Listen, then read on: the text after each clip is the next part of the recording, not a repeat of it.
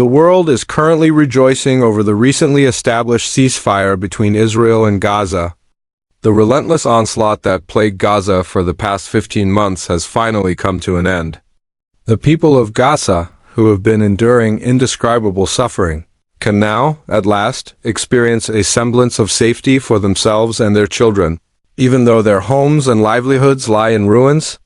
Their relief, however, is bittersweet as their land still bears the scars of devastation and destruction. While the people of Gaza momentarily celebrate this cessation of aggression, Israel has now shifted its attention from Gaza to the West Bank. Since the implementation of the ceasefire, a severe crackdown has begun in the West Bank, mirroring the same level of persecution and oppression that the people of Gaza have been subjected to for months. The systematic targeting of Muslims has not ceased. Rather, it has merely shifted to another region. It is as if the cycle of oppression simply changes its focus, with Muslims in different areas enduring torment one after another. What will tomorrow bring? No one can say for certain. The oppressors will continue their campaign, and soon another land will fall into their crosshairs. Observing the ongoing oppression, the continued subjugation, and the suffering of Muslims worldwide, one cannot help but wonder, are these events leading us toward the prophesied final battle? The momentous battle that has been foretold in multiple Hadith Al-Malhamah Al-Kubra, the greatest war ever to take place in the history of mankind? In today's video, we will explore how the unfolding events around the world appear to be culminating in this final battle, and discuss what we, as Muslims, should do to prepare ourselves for what lies ahead. What is Al-Malhamah Al-Kubra? The term Al-Malhamah Al-Kubra literally translates to the greatest battle, signifying a confrontation of unprecedented scale, one that will bring devastation unlike anything the world has ever witnessed. This event is not exclusive to Islamic eschatology.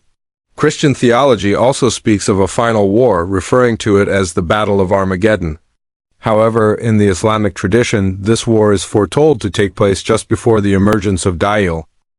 According to authentic narrations, this battle will occur following a significant alliance between the Muslims and the Christian Romans against a shared enemy. Initially, the two sides will join forces and emerge victorious over their common adversary. However, following their triumph, disagreements will arise. The Christians will attribute their victory to the power of the cross, whereas a Muslim warrior will stand up, declaring that victory was granted solely by the will of Allah. In an act of defiance, he will break the cross. This single act will ignite a dispute that will escalate into an all-out war, the Malhamah Al-Kubra, prelude to the greatest war. Before the outbreak of Al-Malhamah Al-Kubra, there will be two significant battles between the Muslims and the Romans.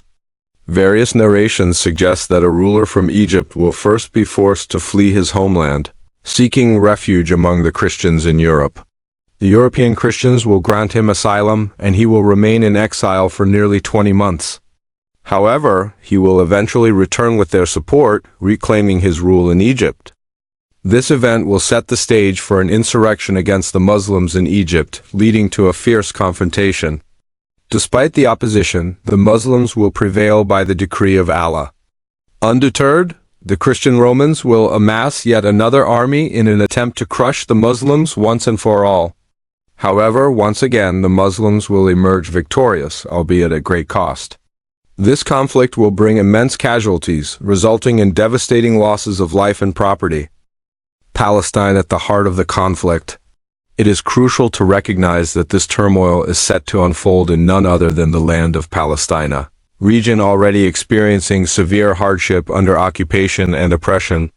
Following these skirmishes, the Muslims and the Christian Romans will unite against a shared adversary. As indicated in Hadith, their common enemy will be formidable. Some scholars speculate that the adversary in this conflict may be the Jewish state of Israel, given its persistent efforts to escalate tensions in the Middle East and its attempts to drag Christian nations into the turmoil. While this interpretation is not absolute, history has shown that Muslims and Christians have occasionally stood together in battle against a common foe. However, despite their initial unity, ideological differences will lead them down a path of inevitable conflict. The dispute over the attribution of victory will ignite the flames of war, culminating in a battle so severe that the world will tremble at its magnitude. The Prophets, description of Al-Malhamah Al-Kubra. Prophet Muhammad provided vivid details regarding this cataclysmic battle in multiple hadith. Jabir ibn Abdullah reported that once during a red storm in Kufa, a man approached Abdullah ibn Mas'ud and proclaimed, "The last hour has arrived." Abdullah ibn Mas'ud, who was reclining at the time, responded, "The hour will not come until inheritance is no longer divided and there is no joy over the spoils of war." He then pointed toward the land of Asham, Greater Syria, and said, "The enemy will gather their forces against the Muslims, and the Muslims will prepare their own ranks." "The Romans, you mean?" someone asked. "Yes," he replied. "A fierce battle will ensue, and the Muslims will send a detachment determined to fight until death. However, neither side will claim victory. The battle will pause for the night, and both armies will retreat. The next day, another detachment will be sent, yet the outcome will remain unchanged. This pattern will repeat until the fourth day, when the remaining Muslim forces will once again march forward. This time, Allah will decree victory for them, and they will utterly decimate their enemies in a battle so intense that even birds, flying above the battlefield, will fall dead from the sheer destruction below. The casualties will be so extreme that out of every 100 warriors only one will remain. The devastation will be unimaginable, so much so that there will be no spoils of war to rejoice over, nor any inheritance to be divided, as entire families will have been wiped out." The conquest of Constantinople and the arrival of Dajjal.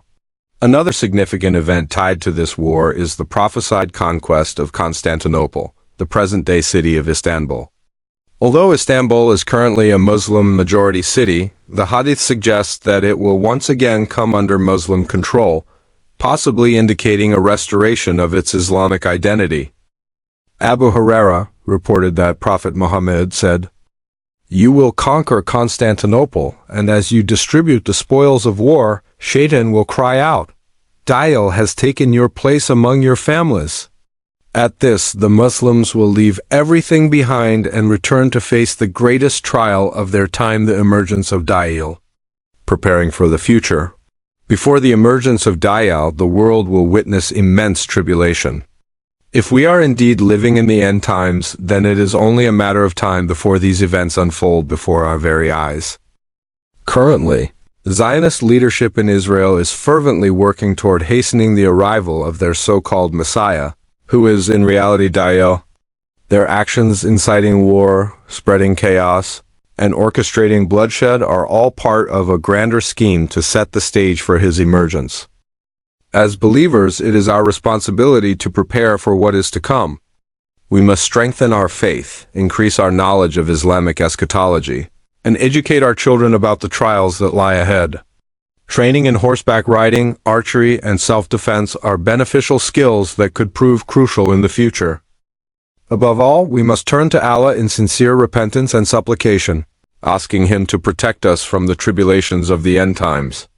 May Allah safeguard us all and grant us the strength to remain steadfast in our faith. Ameen. The role of Zionist influence and the path to global turmoil. As we analyze the current state of the world and the direction in which events are unfolding, it becomes evident that there is a concerted effort by global powers, particularly the Zionist-controlled factions, to accelerate chaos and destruction. The ultimate goal is to create the perfect environment for the arrival of their false messiah, Dajjal. In Palestine, the oppression of Muslims continues, with every ceasefire merely serving as a temporary pause before another wave of violence erupts. The Zionist entity is not just targeting Palestinian land, it is working to destabilize the entire Middle East, pushing toward a large-scale conflict that could trigger the events of Al-Malhamah Al-Kubra. Their strategies are calculated and systematic. The destruction of Muslim nations, the forced displacement of Muslim communities, and the vilification of Islam in Western media all contribute to their greater objective, to weaken the Ummah from within. By fostering internal divisions, promoting secular ideologies, and discouraging unity, they hope to prevent Muslims from standing together in the coming battles. However, as believers, we must recognize these deceptions and remain firm in our faith. The Prophet Muhammad warned us that during the end times, the trials will be great, but those who hold fast to their religion will be like one holding on to burning coal. Recognizing the signs of the final days. The oppression of Muslims worldwide is not an isolated occurrence, it is part of a grander scheme, a lead-up to the prophesied events of the end times. When we observe the oppression in Palestine, the conflicts in Syria, Iraq, and Yemen, the occupation of Kashmir, the persecution of the Uyghur Muslims in China, and the mistreatment of Rohingya Muslims in Myanmar, it is impossible to ignore the pattern. The oppression of Muslims is not localized, it is global. As the Prophet Muhammad foretold, there will come a time when the enemies of Islam will gather against the Ummah, just as people gather around a feast. When the companions asked if this would be due to the small number of Muslims, he replied that Muslims would be numerous, but they would be like the foam of the sea weak and lacking unity. This is precisely the state we find ourselves in today. The Islamic strategy for survival and victory. At a time when global forces are working tirelessly to weaken Islam, what should be our strategy as believers? How should we prepare ourselves for the great trials ahead? 1. Strengthening our faith, iman and tawakkul, reliance on Allah. The most crucial step is to strengthen our connection with Allah. The Prophet Muhammad advised us to engage in constant dhikr, perform our prayers regularly, and seek knowledge. Faith is the strongest weapon a believer possesses, and it will be our source of strength in the trials to come. We must also renew our tawakkul, our absolute reliance on Allah. No matter how powerful the enemy may seem, their schemes will ultimately fail, as Allah is the best of planners. 2. Uniting as an ummah. Disunity is one of the greatest weaknesses of the Muslim ummah today. Sectarian divisions, nationalism, and political disputes have created rifts among Muslims, making it easy for the enemies of Islam to divide and conquer. We must strive for unity, setting aside minor differences and standing together as one ummah. The Sahaba were able to achieve victory because they stood together in absolute brotherhood, fighting for the cause of Allah. If we wish to succeed in the battles ahead, we must revive this spirit of unity. 3. Learning self-defense and military preparedness. The Prophet Muhammad emphasized the importance of physical preparedness.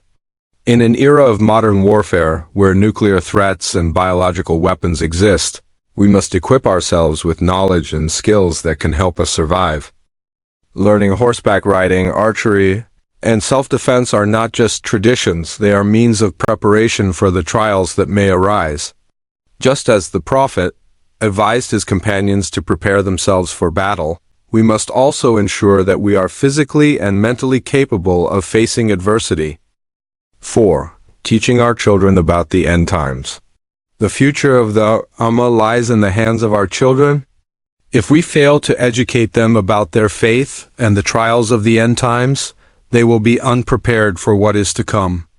Parents must instill Islamic values in their children, teaching them about Al-Malhamah Al-Kubra, the emergence of Dajjal, and the events leading up to the Day of Judgment. Rather than allowing Western ideologies to shape their minds, we must nurture them with knowledge from the Quran and Sunnah, ensuring that they grow up as strong and righteous believers. The role of the Muslim army in the final battle. During Al-Malhamah Al-Kubra, there will be 3 groups among the Muslims. The martyrs, those who will attain the highest ranks in paradise, sacrificing their lives in the battlefield. The betrayers, those who will flee from the battlefield and be denied Allah's mercy. The victorious, the remaining third, who will emerge victorious but at great cost. These warriors will be among the most honored in the sight of Allah. Their bravery will be unparalleled, and their sacrifices will mark one of the greatest victories for Islam. However, even after this battle, Muslims will not have time to rejoice, for another, greater trial will soon follow the emergence of Dajjal. Final thoughts: what lies ahead? We are living in a time of great deception and tribulation. The world is moving rapidly toward the events that have been prophesied in the Hadith, and we must remain vigilant. As the Prophet Muhammad instructed us, we must turn to the Quran and Sunnah for guidance. The fitna, trials, of the end times will be overwhelming, and only those with strong faith will be able to endure them. We must make dua that Allah protects us, grants us wisdom, and keeps us firm upon the straight path. The trials ahead will test our faith, our patience, and our strength, but as long as we hold on to our religion, we will be among the successful.